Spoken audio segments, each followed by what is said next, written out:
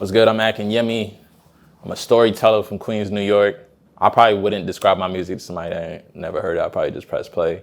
But like, if we not in a setting, I'd probably just be like, I'll tell stories. I make you feel something. Like, I'm really descriptive on the emotions that I'm speaking on. Like, every single syllable matters to me.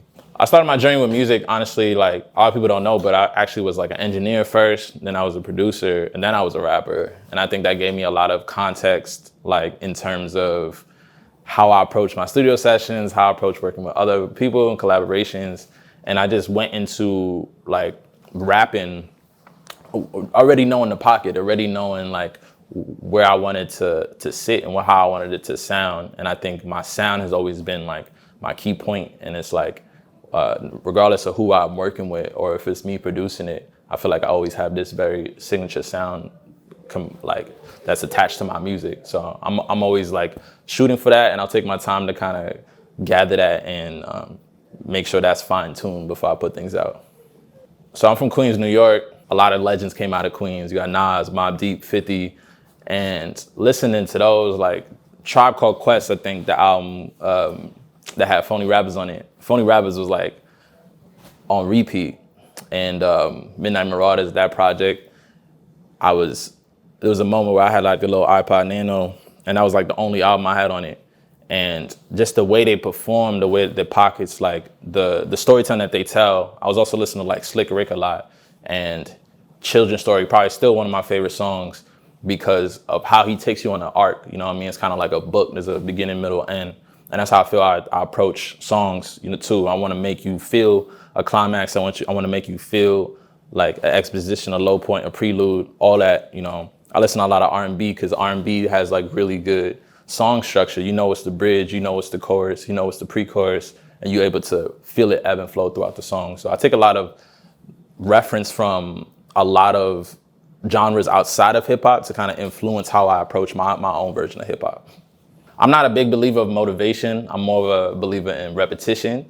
And I think the more I just show up, the more I just open Logic, the more I just go and record or go produce a beat, like the motivation will find itself midway through, or like if I'm tired and I don't feel like doing it, but I push past the first 5, 10, 15 minutes of me doing it when I don't feel like doing it. Always I'll find this, I'm glad I started. I'm glad, like when I go to the gym, for example, and you don't want to go, but once you're there and once you're in the position to finally do the exercise, you're glad you never forget it. You never regret a workout. Just the same thing, you'll never regret going to the studio and creating.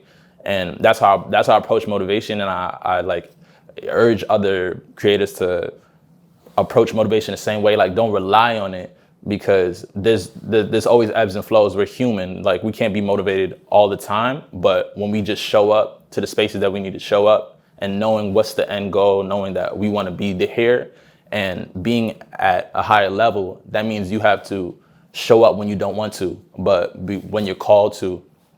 And then eventually you'll be where you need to be at. I went to school, I was studying computer science. I was like going to be a coder, but I was also making music, and it was like a big shift for like, which direction do I want to do? Because it was one or the other. I wasn't going to do both. Like, whatever I do, I give it 110%. So when I started making music and I started seeing that go, I was like, okay, this is what I need to dedicate 110% to. And there's no plan. I don't believe in plan Bs. I don't believe in plan Cs, or like, just do that have a plan B. Like, that's not me. Like, if I dedicate to it, I'm going to figure it out to a point where it will work, so that I don't have a plan B in my back pocket. Like, it working is the 100% the reality. So I do this so that I can inspire others that might doubt that they can do this. You know what I mean? Where it's not really, I don't know, like I got to do something on the side in order to make it work. But like, nah, this could be a career. And I think like finding ways to tell other artists, to other independent artists that like, yo, you can make bread doing this. You could sustain yourself and your family doing this. Like, and constantly sharing the resources for that. Like I find myself to be a channel, a vessel of information. Wherever I'm giving, I'm finna just give it out. I'm not a gatekeeper in terms of information. So that's kind of what my platform is about. It's just always sharing information that I wish was shared to me. And once I get it, cool, it's yours too. One thing you probably don't know about me is I'm a big chef. Like, I love cooking. That's probably, manifesting the sponsorship, manifesting the Le Creuset, the cuisine art, the kitchen art. But yeah, I cook. I'm big into wellness. I'm big into health. I'm big into cooking. And I think all those things are going to highlight or even boost up and improve your creativity. Like, when I take time to work out, when I take time to be outside in the morning, when I take time to, stretch or go on a run or walk, like how I am as a writer is increased. How I am as an engineer or a creative and how I collaborate with others, I treat people better. All those things matter. So I think when you take care of yourself, you'll take care of other people better. So that's one thing people might not know about me is I love cooking. So you catch me, I'm probably throwing down at some point if you pull up to my crib.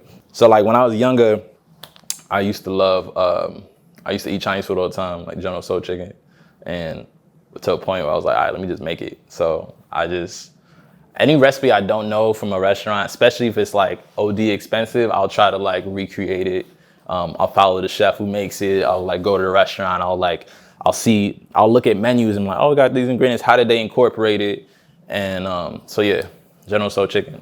I love that. Nice. Whenever I get the question of where I see myself in 10 years, I don't know how to answer it. Because even myself from last year, I don't recognize that person that I am today. So I see myself as unrecognizable.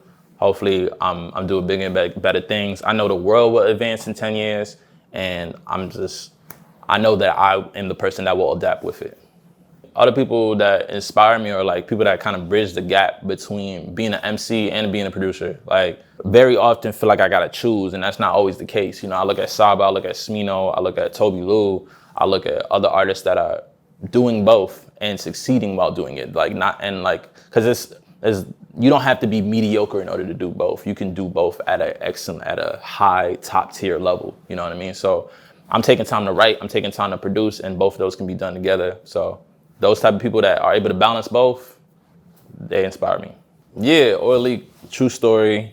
I had a 97 Nissan Maxima that used to leak oil, and I felt like it was something beautiful about that. I feel like even though I was struggling and even though like I was still getting from point A to point B, I felt like even though like my car was literally breaking down and I was at the auto shop as much as I was at the barber shop, like I still felt like I was succeeding in some way, and I still felt like it was beautiful.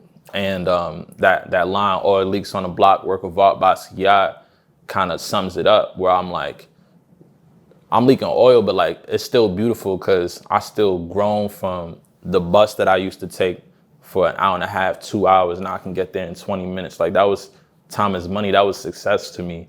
But yeah, that story pretty much tells about my tales from going to school, tells the tales about my relationship with my family, tells the tales of me being in Queens and feeling like, I'm in Queens where a lot of legends came out, but a lot of the producers I was working with was in Brooklyn, and those commutes of being on a train for an hour and a half to 2 hours, and like some of my best songs being written on that commute, and like the solace that I gained from that.